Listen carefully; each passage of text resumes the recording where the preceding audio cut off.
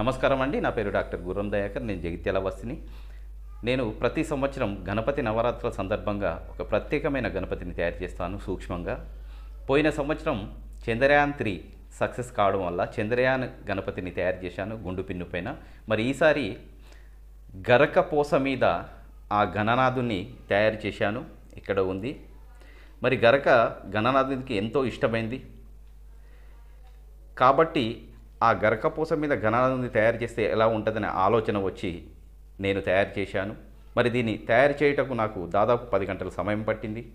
అలాగే దీని లోపల నేను కొన్ని కలర్సు అలాగే మైనము వాడాను. మరి ఈ సందర్భంగా ప్రతి ఒక్క భక్తునికి గణపతి నవరాత్రుల శుభాకాంక్షలు.